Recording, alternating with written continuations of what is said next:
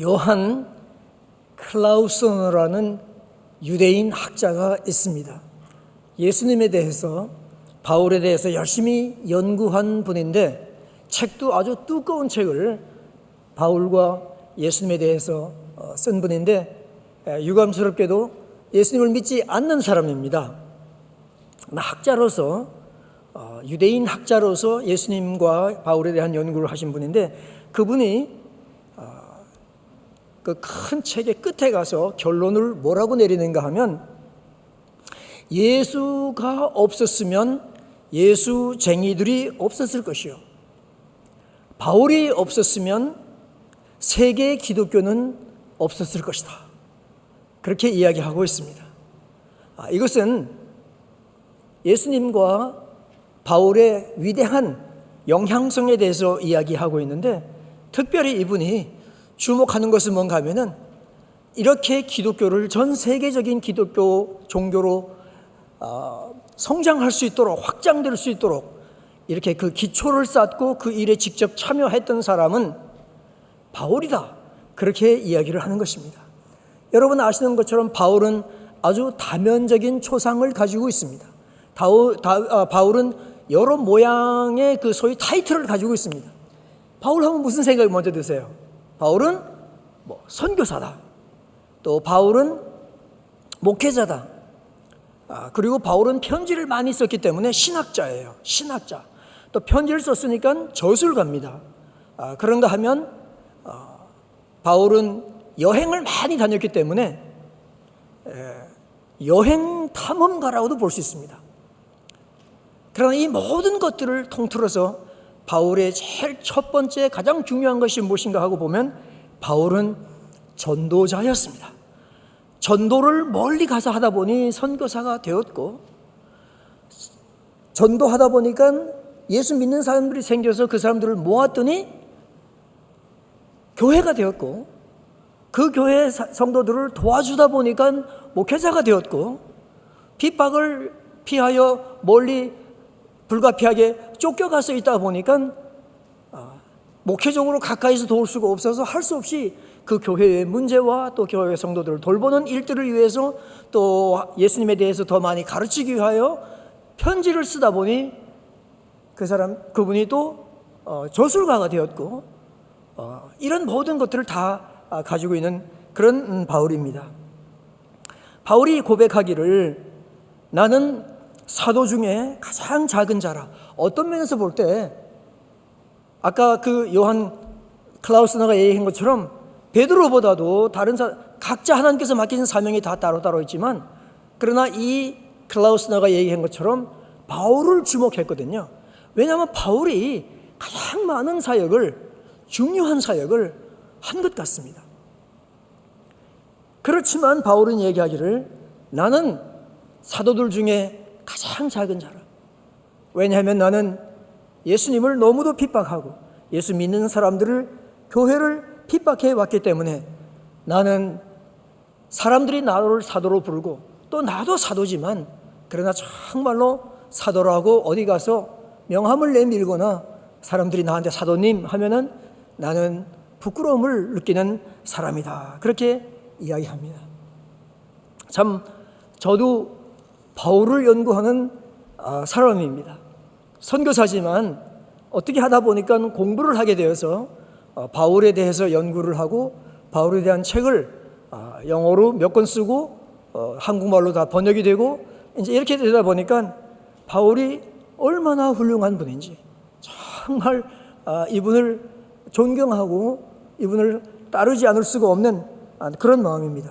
그런데 이분이 말씀하기를, 내가 나 된 것은, 만일 사람들이 나를 보고 당신이 뭐가 됐다, 된 것도 없지만 그러나 됐다고 혹 얘기를 한다면, 그것은 나로 말미암은 것이 하나도 없고, 그것은 전부 다 하나님의 은혜 때문에 그렇게 됐다. 내가 구원을 받은 것도 지난 주일날 말씀드린 것처럼 하나님의 은혜로 구원을 받았듯이,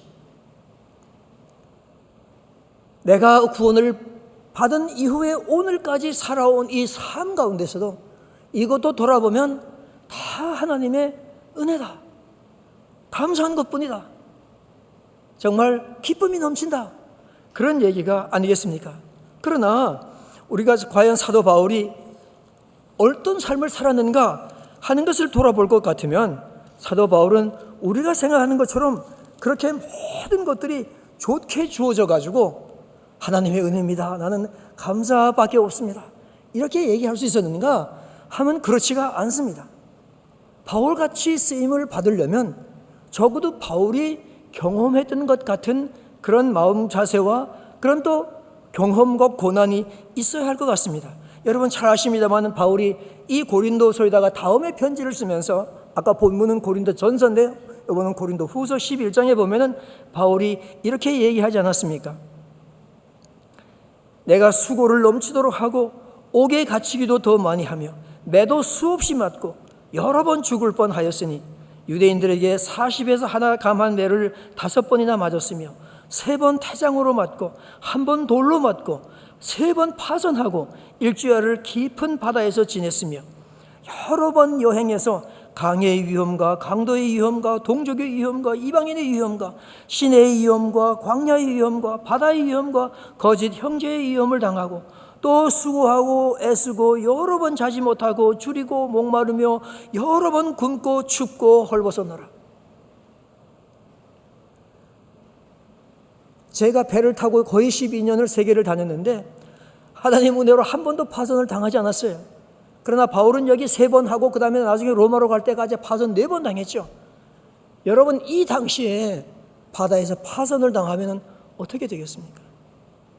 40에 하나 감한 매를 한 번 맞는 것도 끔찍한데 5번을 맞을 때까지 굴하지 않고 계속해서 복음을 전하는 바울은 도대체 이분은 어떤 분입니까?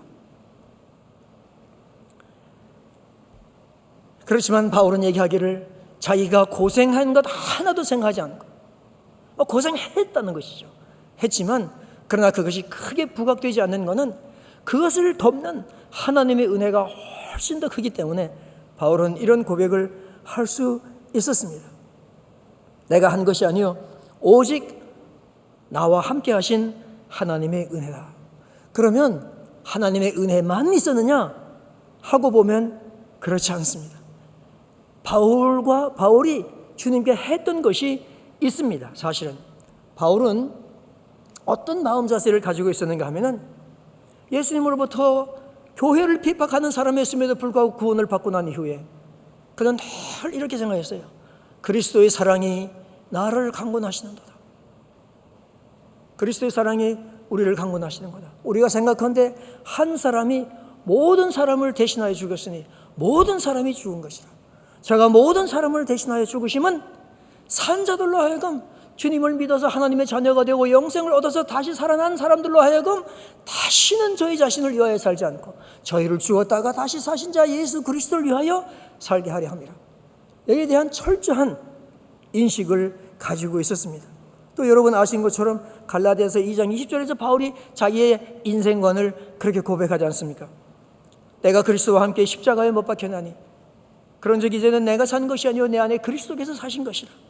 이제 내가 육체 가운데서 사는 것은 나를 사랑하사 나를 위하여 자기 자신을 버리신 하나님의 아들을 믿는 그 믿음 안에서 사는 것이라고 얘기했습니다. 나는 죽고 나는 없고 이제 주님밖에 없다. 그리고 얘기하기를 나의 달려갈 길과 주 예수께 받은 사명 곧 하나님의 은혜의 복음 전하는 일을 마치려 하면은 나의 생명을 조금 더 귀한 것으로 여기지 아니하노라. 이러한 철저한 마음 자세와 헌신이 되어 있었기 때문에 하나님의 은혜와 바울의 헌신이 하나로 묶어졌을 때에 놀라운 일들이 바울을 통하여 일어났던 것을 보게 됩니다. 우리에게 하나님의 은혜와 우리의 믿음이 있어서 구원이 우리에게 주어지는 것과 마찬가지로, 그리고 그 구원받은 이후에 우리의 선한 삶과 거룩한 삶과 사랑과 연합의 삶으로 신앙생활을 하면서 하나님께 영광을 돌려드리는 것과 마찬가지로 바울도 은혜로 구원받고 그 다음에 계속해서 그 은혜 가운데서 당신의 헌신으로 하나님과 함께 동행했기 때문에 바울 같은 놀라운 영향을 끼칠 수 있었다. 이거는 여러분에게도 마찬가지예요. 여러분도 은혜로 구원받았죠? 그리고 그 구원받는 날부터 오늘까지 살아오면서 힘들고 어려운 일이 얼마나 많았겠어요. 그렇죠? 여러분도 적으면은 고린도후서 11장에 나와 있는 것처럼 바울이 25가지를 쭉 적는데 아마 그거 적어도 절반 이상 적으실 수 있을 거예요. 그러나 우리는 돌아보면 고생하고 힘들고 죽을 뻔했던 것을 생각하기보다 오히려 하나님을 생각하고 하나님의 은혜를 생각하게 되지 않겠습니까? 그래서 여러분도 또 다시 한번 마음을 가다듬고 앞으로 나갈 길들을 생각하고 의지하고 주님을 계속해서 섬겨 나가실 것입니다. 오늘 저희가 이렇게 인터뷰 양식을 빌려가지고 잠깐 나누려고 하는 것도 마찬가지입니다. 우리는 정말로 하나님의 은혜 가운데 살아온 사람이다 하는 것을 여러분께 말씀드리길 원합니다. 그 증거가 무엇인가 하면은 우리 딸이 셋이 있는데 이름이 이렇습니다. 주혜, 주님의 은혜. 둘째는 다은, 은혜가 많다.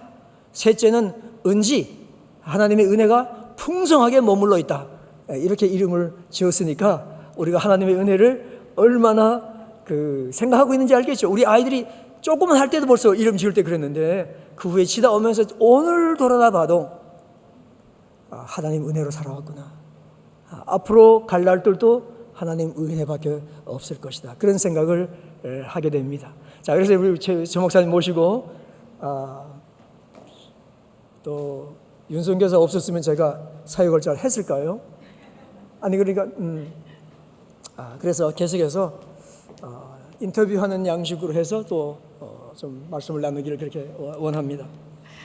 네, 여러분 당황하시지 않으셨죠? 네. 오늘 선교사님 내외분과 함께 우리가 그동안 인생 여정을 어떻게 또 하나님이 이끄시는 대로 사셨는지 좀 나누는 시간이 될 텐데요. 저희가 뭐 이렇게 닉네임처럼 커플을 부르잖아요. 그래서 최정상 선교사님의 종자하고 윤명희 선교사님의 명자를 해서 종명 커플 뭐 이렇게 불러볼까 그런 생각을 해봤는데요. 네, 귀한 선교 사역을 하신 우리 두 분 선교사님께 먼저 우리 박수를 한번 보내드릴까요? 네. 네, 오늘 이 말씀 먼저 하실 때 세 자녀가 있으시다고 했잖아요. 우리 선교사님 가족 소개랑 조금 이렇게 선교사님 소개를 먼저 좀 해주셨으면 좋겠어요. 네. 저희는 결혼해서 올해가 41년째 됩니다. 그리고 큰딸은 지금 38살인데 홍콩에 있고 아마 이번 달 중순쯤 되면 홍콩에서 하는 일을 마치고 영국으로 돌아와서 자기가 하고 싶은 공부를 38살인데 계속 할 것 같고요. 아직 싱글입니다. 그리고 셋 다 싱글인가요? 아니요. 둘째 딸은 33살이고 런던에서 일을 하고 있고요. 9월 중순이면 아마 저희한테 손주를 안겨줄 것 같아요. 그리고 셋째 딸은 이제 9월 달이면 30살이 되는데 런던에서 일하고 있습니다. 이 아이들이 다 영국에서 태어나서 영국에서 학업을 했고 거기에서 자리를 잡고 있습니다. 네. 우리 두 분 선교사님이 영국에서 오신 건 다 알고 계시죠? 영국이란 나라가 해가 지지 않는 나라로 되게 유명했고 우리한테는 뭐 버킹엄 궁전이나 그렇죠. 또 좋은 그 문화와 또 교육의 그런 나라로 또 정치를 중심지로 생각하고 있는데 그곳에서 지금 이제 유럽 선교를 위한 어떻게 보면 전초기지로 이제 영국에 계시면서 선교 사역을 하고 계시잖아요. 근데 이제 우리 선교사님 내외분들이 이렇게 지금 어라이즈 운동, 교회 개척 운동을 하시기 전에 이제 배를 타셨다고 들었어요. 네, 로고스 한번 타시고 둘로스 한번 타셨죠? 둘로스 두 번. 두 번 타시고, 네, 이 배 안에서 선교 공동체 사역을 하시면서 만나신 하나님은 어떤 분이셨는지 오늘 한번 먼저 소개해 주셨으면 좋겠어요. 네. 이 로고스와 둘러스는 그 배 안에 선교사들이 타고서 전 세계를 돌아다니면서 항구에 어느 일정 기간 머물면서 선교를 하는 그런 선교선입니다. 그래서 로고스는 이제 조금 작은 배니까 그건 놔두고 둘러스는 50개국 나라에서 한 350명 정도 되는 선교사가 타고 있어요. 근데 거기에는 이제 아이들도 데리고 이제 타는 가족들이 있기 때문에 학교도 있고 병원도 있고 우체국도 있고 소방서도 있고 작은 마을이라고 생각하면 됩니다. 350명이 타고 있는. 그런데 전 세계에서 이 배를 처음에 올 때는 2년 헌신으로 오는데, 그런 헌신으로 이 배를 오니까 얼마나 많은 사람들이 저 배에 오는 사람들은 신앙도 좋고 정말 주님 앞에 헌신된 사람이니까 저기는 아무 문제가 없을 것 같다. 전혀 그렇지 않습니다. 우리가 다 죄성을 가진 인간들이 주님 앞에서 거듭나서 그곳에 와서 주님 앞에 일을 하지만, 그러나 우리가 갖고 있는 저기 때문에 우리가 겪고 생각할 수 있는 어려움들은 다 있지만, 그것을 어떻게 극복해 나가느냐에 따라서 그거에는 차이점이 있습니다. 그런데 우리 50개국에서 사람들이 오면 각자 다 자기 나라의 방법이 제일 좋고 옳고 그렇게 생각을 하는 경향들이 처음에는 다 있습니다. 그게. 그리고 또 각자 사는 문화가 다르고, 거기에다가 저희 배는 이 나라에서 나라를 옮겨 다니기 때문에 그 언어를, 예를 들면 한국에 오면 배에 타고 있는 사람들이 다 영어로 사용하잖아요. 근데 또 일본으로, 우리가 한국에 한 달 정도 있다가 일본으로 가게 되면 또 일본어를 쓰는 그 데로 가게 됩니다.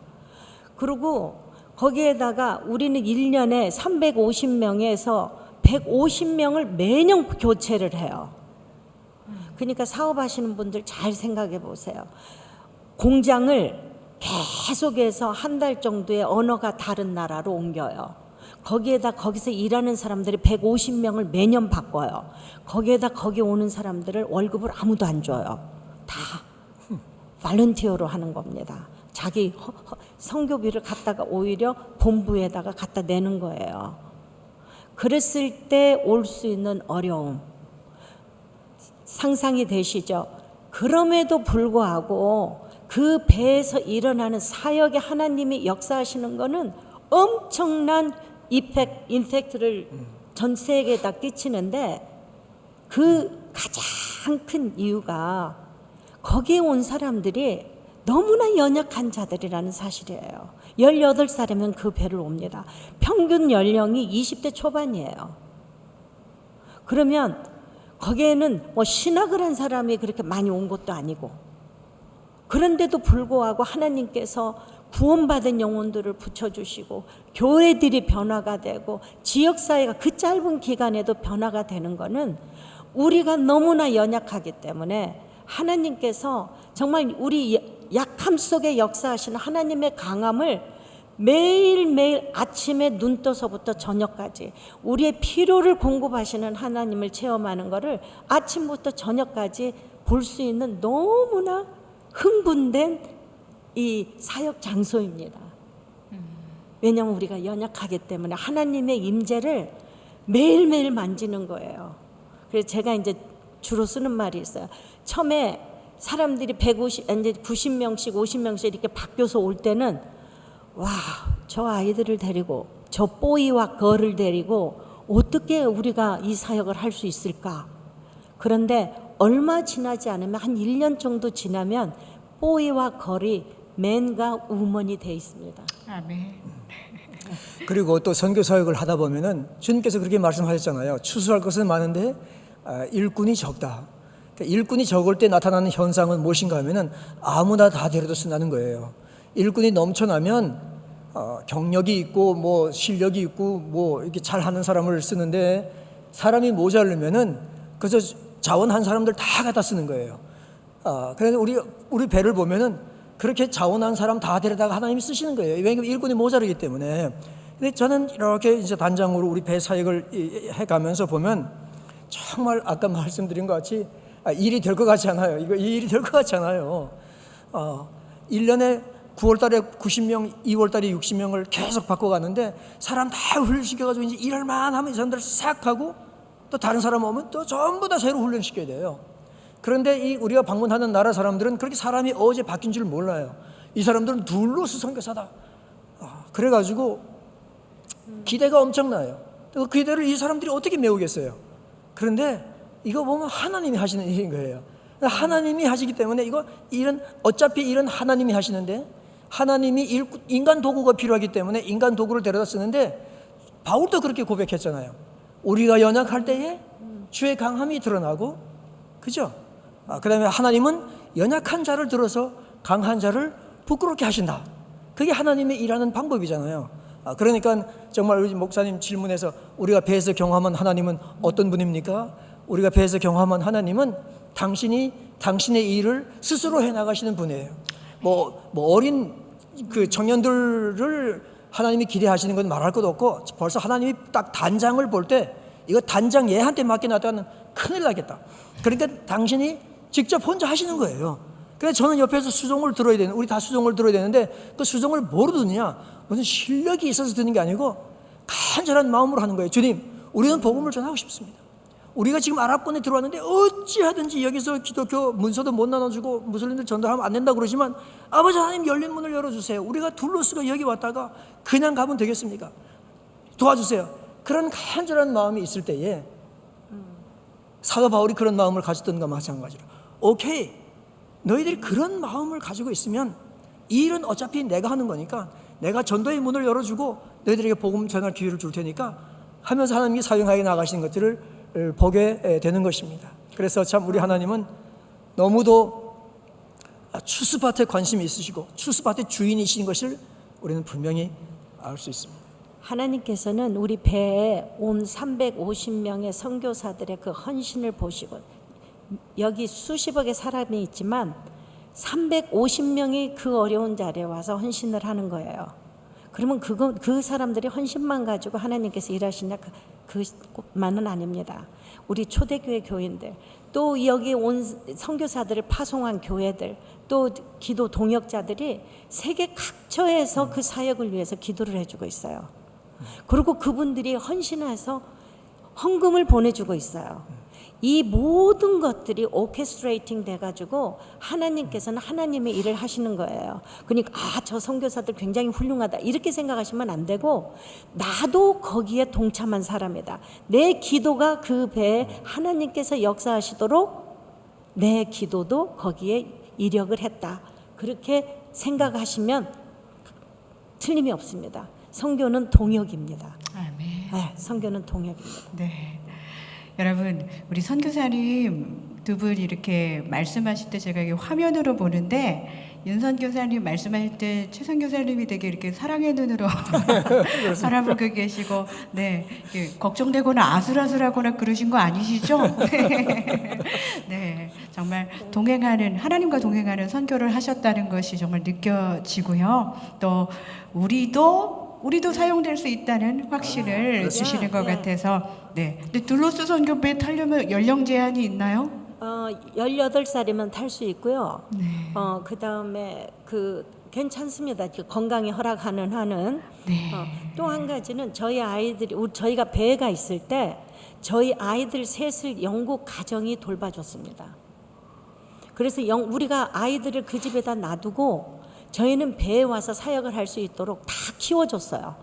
그 가정에서 키워주고, 우리 영국 교회 교인들이 작은 일들은 또 분담을 해서 또 아이들을 돌보고, 이 모든 것이 다 주님 앞에 쓰임을 받는데, 천국에 가면 하나님께서는 둘러싸여 온 선교사들만 칭찬하는 것이 아니고 이렇게 크게 작게 기도해 주시고 우리 아이들을 돌봐주시고 헌금을 보내주시고 기도 편지를 배포해 주시고 하는 모든 사람들이 그 사역을 가능케 했다고 주님께서 칭찬하시는 겁니다. 네, 감사합니다. 우리 최 선교사님과 윤 선교사님이 사실은 지금 여러 분야의 선교를 하신 거잖아요. 배도 타셨고 또 순회전도도 하시고 또 목회도 담임 목사로 섬기시기도 하셨고 저술도 하시고 아까 바울의 바울의 이야기가 굉장히 많이 공감이 됐는데요. 또 이제 신학자로서 살아오시기도 하셨는데 그때마다 하나님의 주님의 인도하심의 그 손길이 있었을 텐데요. 어떻게 주님의 인도하심을 받으셨는지, 그리고 저는 궁금한 게 우리 윤명희 선교사님이 그 동역을 같이 하셨잖아요. 네, 항상 최 선교사님이 기도하시고 따라와 하신 건지 아니면 함께 기도하시면서 결정을 하신 건지, 네, 이런 것들이 궁금합니다. 아니, 예를 들면 둘로스에서 저희를 단장으로 초청한다는 전화를 받았습니다. OM 본부에서. 전화를 받고 그땐 제가 둘로스 전도부장을 하다가 배를 떠난 지 16년 만인데 까마득하게 잊어버릴 수 있을 텐데 저한테 전화가 와가지고 둘로스 단장 하겠느냐, 왔으면 좋겠다. 그래서 제가 전화로 못한다고 그랬어요. 왜냐하면 영국 교회를 그때 담임하고 있었는데 영국 교회인들한테 금방 그렇게 어디 간다 얘기할 수가 없습니다. 그 다음에 우리 막내가 그때 10살이었는데 심장이 잘못돼가지고 오픈 하트 서저리를 했었어요. 그 날짜가 잡혀 있었어요. 그래서 그렇고 그 다음에는 제가 영국 출판사로부터 책을 쓰라는 학문적인 책을 쓰라는 부탁을 받아서 쓰고 있었기 때문에 그거 마치려면 못 갈 것 같았어요. 그래가지고 제가 참 너무너무 고마운데 이거 OM이 선교사 5,000명 가지고 세계 100나라에서 일을 하지만 이 둘로스가 OM에서 제일 큰 지부거든요. 그리고 제가 둘로스에 있어봤기 때문에 전도부장 하면서 있어봤기 때문에 둘로스가 얼마나 역동적인 사역을 하는 곳인지를 알기 때문에 웬만하면 가고 싶었겠지만 이런 여러 상황이 있어서 제가 일단 못 간다고 그랬어요. 근데 좀 이따가 우리 집사람이 밖에 나가다 들어왔어요. 여보, 내가 오늘 재미있는 전화를 받았는데 OM에서 우리 둘로스 단장으로 오래. 여보, 뭐라고 그랬었어요? 뭐라고 그래, 못 간다고 그랬지.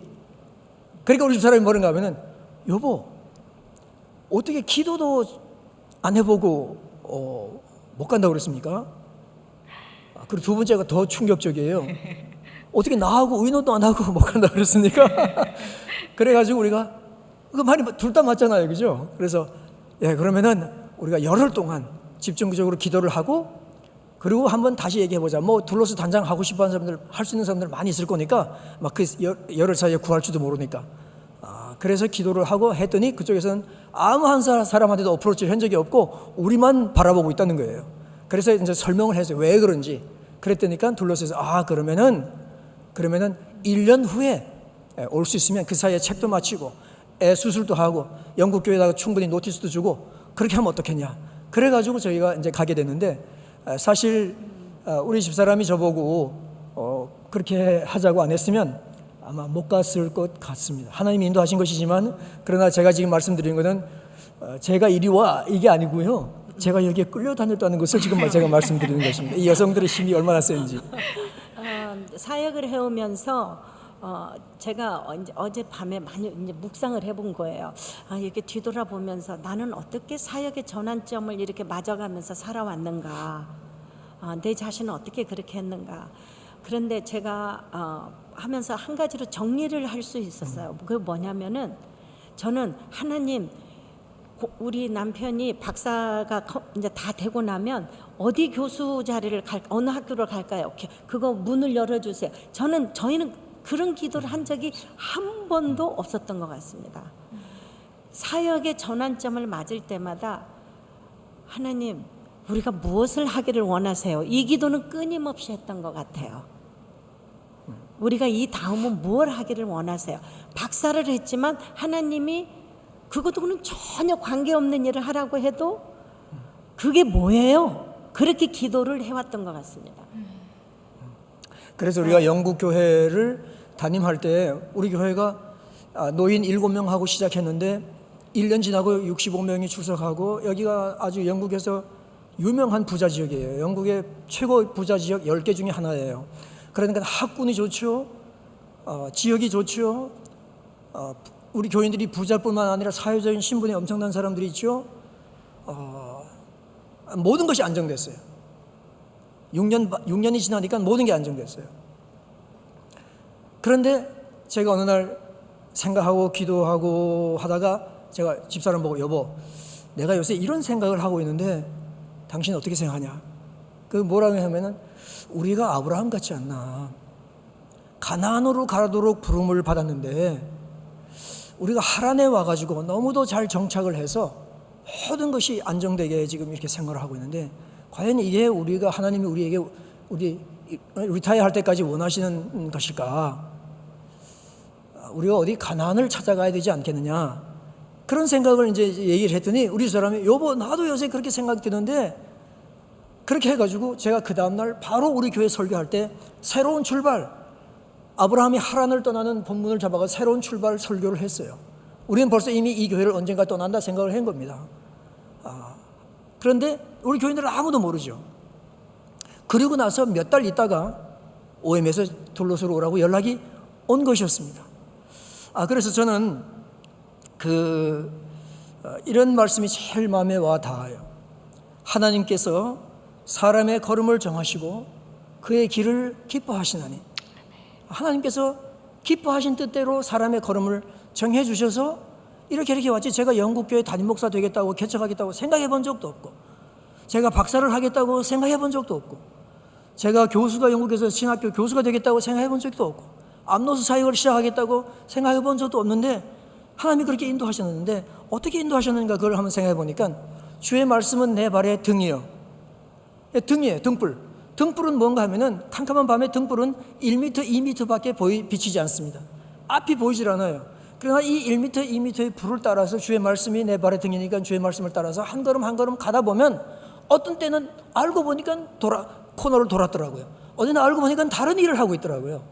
이렇게 해서 왔다. 근데 그 말씀은 거기서 끝나지 않고, 여호와께서 사람의 걸음을 정하시고 그 길을 기뻐하시나니, 계속되는 말씀은 뭔가 하면은, 저는 넘어지나 아주 엎드러지지 아니함은 여호와의 손이 그를 붙드심이라.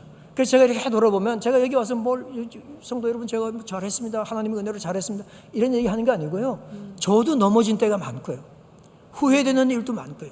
저 잘해야 되는 생각들도 많이 있지만, 그러나 아주 엎드러지지 않은 것은 하나님께서 그의 선하신 손으로 저희들을 붙잡아 다시 일으켜 주시고, 힘이 없을 때 다시 일으켜 주시고 다른 걸음으로 인도해 주셨기 때문에 오늘날 여기 왔으니, 오늘 제목같이 함께 하신 하나님의 은혜가 너무도 크다, 그런 말씀을 드리고 싶습니다. 네, 너무 은혜로운 말씀을 계속적으로 전해주시는데 몇 가지 더 질문을 드려봐야 되겠죠? 자, 이렇게 은혜로운 이야기들 뒤에는 두려움도 있었겠고, 또 용기를 내어야 될 일들도 있었고, 현실적인 문제들도 마주하게 되셨을 텐데요. 저희가 이제 하나님의 일을 하려고 이렇게 마음을 먹어도 현실의 문제에 부딪혀서 이렇게 맘만 먹고 계신 분들이 되게 많이 있잖아요. 그런 분들에게 우리 선교사님들께서 이렇게 많은 사역을 감당하시는데 이 현실에 마주했던 문제, 예를 들면 경제적인 문제, 자녀 교육의 문제, 또 자녀를 이렇게 떨어뜨려 놓았던 그런 상황들, 또 배를 타시면서 배멀미는 안 하셨나요? 많이 했죠. 많이 했죠. 처음부터 떠나는 날까지 했습니다. 건강의 문제들이나 이런 부분들에 대해서 어떻게 이겨내셨고, 어떻게 그 현실들을 헤쳐 나가셨는지, 하나님과 동행하시면서 기도하시면서 저희들에게 실제적으로 어떻게 그것을 살아내셨는지 참 그 부분이 궁금한데 좀 알려주시면 좋겠습니다. 네. 아까 우리 찬송가 했죠. 내가 매일 기쁘게 순례의 길 행함은, 그걸 딱 제가 찬송을 부르는데,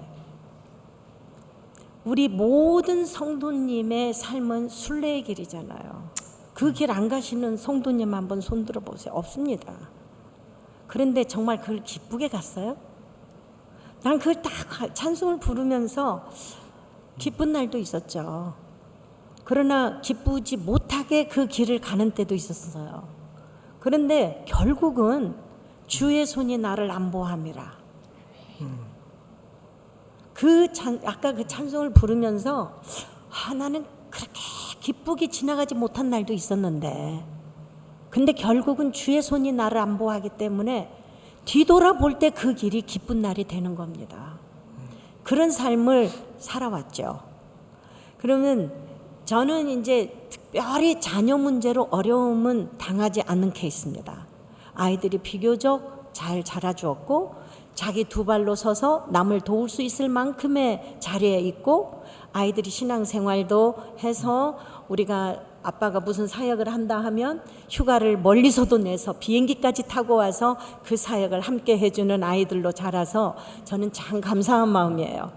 그러나 주위에 정말 우리 친구들 가운데 그렇게 주님을 잘 섬기는 집의 자녀들이 주님을 멀리 떠난 사람들을 제가 수없이 보면서, 제가 한 가지 주님 앞에서 자녀들에 대해서 느낀 거는, 내 이웃의 자녀가 그럴 때 같이 마음 아파서 기도해주고, 절대로 저 집은 그렇대 이렇게 하시지 마시고 마음 아파서 기도해주고, 내 아이들이 잘할 잘 해주고 있을 때는 이것이 끝까지 주님 손에 붙들려서 이 아이들이 나보다 더 주님을 잘 섬기는 아이가 되도록 기도하면서 정말 우리는 이게 하나님의 은혜이기 때문에 우리 아이들이 이 자리에 왔지, 내가 잘해서 하지 않은 그 주님 앞에서 겸손함을 잃지 말아야 된다. 그건 있었고요. 경제적으로 저희는 그때 당시는 지나갔습니다. 그런데 뒤돌아보니까 참 어렵게 지내죠. 어렵게 지내지 않는 사역자 거의 없을 겁니다.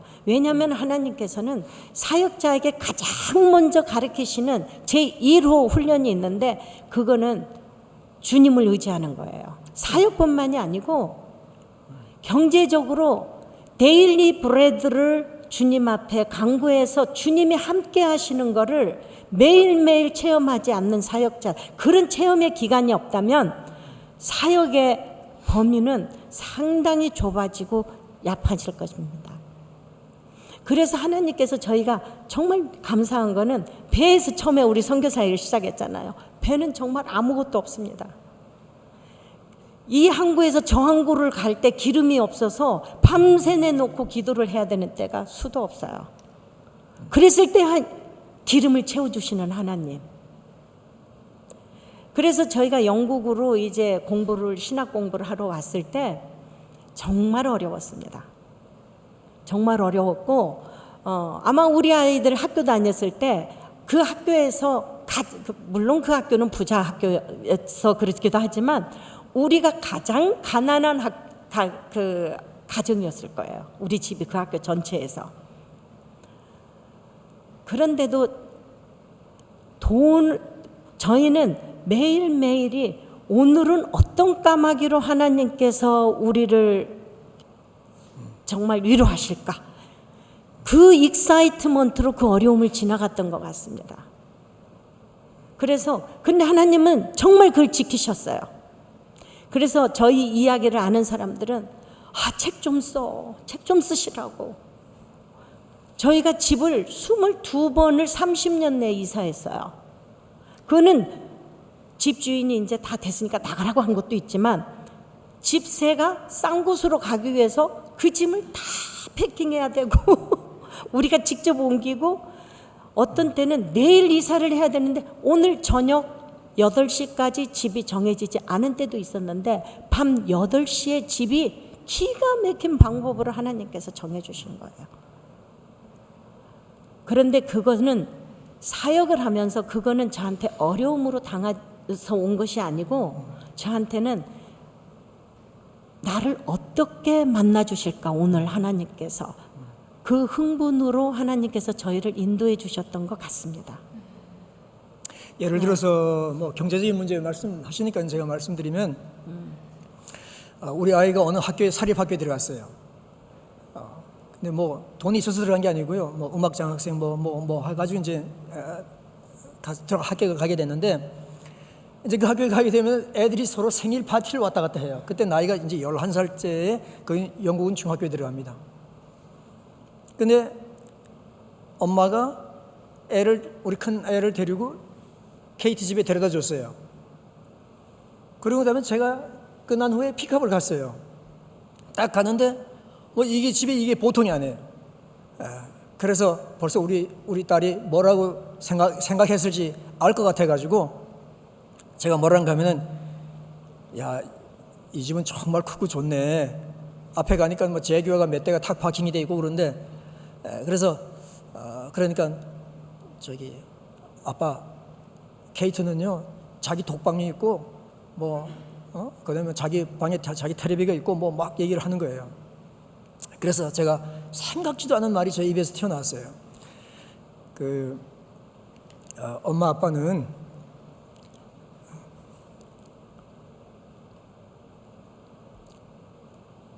뭐 이런 집이나 이런 차나 이런 걸로 너를 뭐 이렇게 해줄 수는 없다. 그렇지만 내가 확실하게 너희들한테 해줄 수 있는 것이 있는데 그거는 엄마 아빠가 사랑하고 너희들한테 시큐어한 홈, 너희들이 집에서 정말 편하게 쉬고 사랑하고 릴렉스 할 수 있는 그런 가정을 너희들한테 아빠가 약속할 수 있다. 그러니까 뭐라는가 하면 아빠 맞아요. 케이트는 매일 밤 잠을 못 잔대요. 매일 울고 있대요. 왜 그래? 엄마하고 아빠하고 이혼을 했는데 재산 문제를 나누지 못해가지고 지금 둘이서 다른 방에서 있는데 케이트가 너무너무 힘들어가지고 매일 울고 있대요. 그런 상황이었어요. 그러니까 우리 딸들이 그런 학교를 다니면서 또 우리 집 형편이 이제 그때 그랬었는데 애들이 돈 문제에 관해서 정말 제가 생각할 때 그늘이 진 적이 없고 기죽인 적이 없는 걸로 우리는 그렇게 알고 있어요. 정말 하나님의 큰 은혜라고 생각합니다. 그러니까 재정적으로 극심하게 어려웠으나 그것이 고통으로 다가오진 않았습니다. 근데 자녀들이 벌써 딸이 세 자녀를 두셨는데 이렇게 사춘기 시절이나 그랬을 때 신앙적으로 이렇게 열심히 사역하시는 부모님들을 보면서 이렇게 흔들리거나 힘들었을 때 그럴 때 어떻게 좀 가이드를 해주셨는지 예, 우리 그 교우님들 중에는 자녀들 위해서 기도하시는 분들이 많으시거든요. 또 교회 신앙생활을 했었지만 이제 잠시 떠나 있는 자녀들도 있는데 그분들을 위해서 어떻게 좀 조언을 해주실 수 있을까요? 저희가 딸이 셋이잖아요. 그러니까 큰 아이가 대학교 1학년 때, 그리고 둘째 아이가 아마 고1 때, 그리고 셋째 아이가 이제 국민학교 6학년을 막 넘어서서 할 때 저희가 아이들을 영국에다 놓고 갔습니다. 저희하고 아이들이 같이 있을 때는 아이들이 신앙생활을 남들이 보기에 너무나 잘해서 우리 교인들 성도님들의 이야기가 너희 목회의 반절은 너희 아이들이 한다. 그렇게 영국 성도님들이 저희한테 이야기를 했었어요. 놓고 갔습니다. 놓고 갔는데 큰아이하고 막내는 그냥 그렇게 뭐 어려움 없이 지나갔습니다. 근데 제가 보니까 둘째 아이가 신앙생활의 모습은 있어요. 교회 나가고 이런 거는 뭐 습관적으로 하는 모습은 있는데 이 아이의 심령 속에 정말 주님 앞에 이거다 하고 잡고 가는 게 없는 그 모습이 보여지고 그러한 삶의 모습이 삶 속에서도 그게 보여지거든요. 이렇게 보여지는 거예요.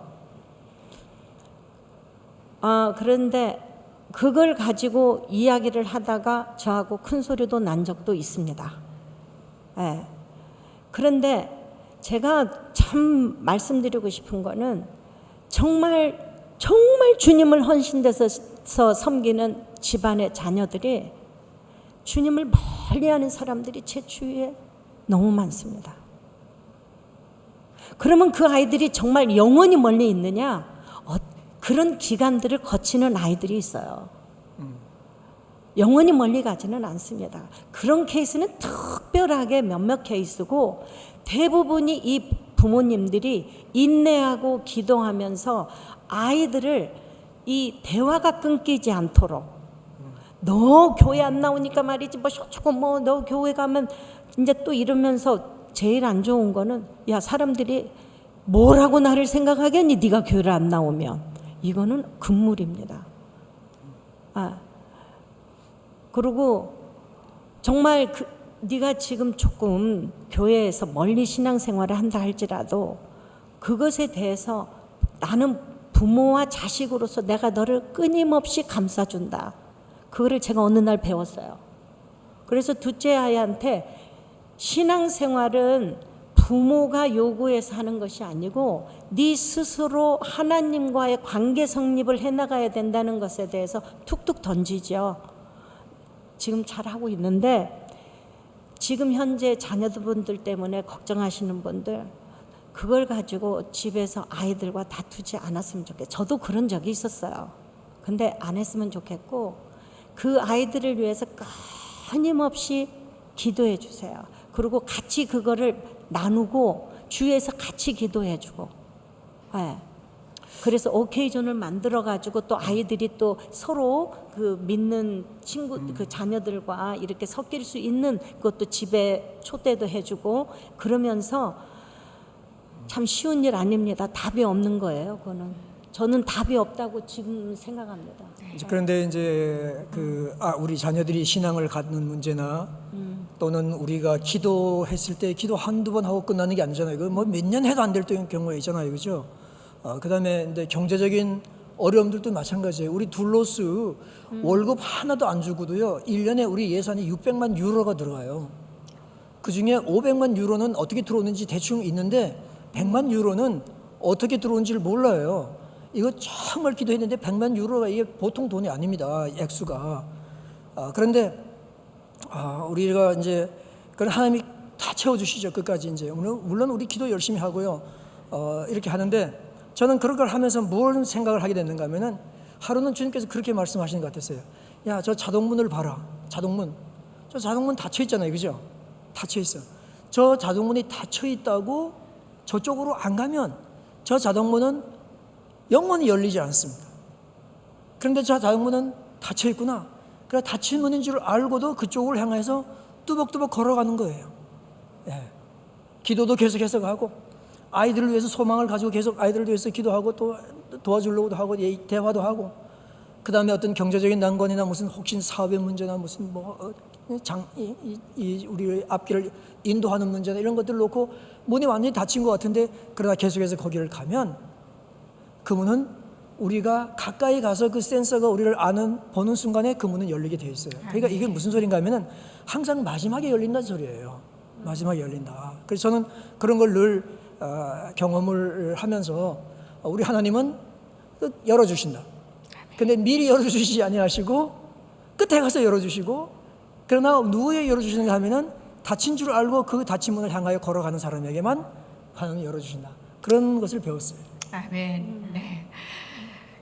드릴 질문이 되게 많은데 시간이 너무 한정적이어가지고 제가 한 가지 질문만 더 드리고 이 시간을 마무리했으면 좋겠는데요.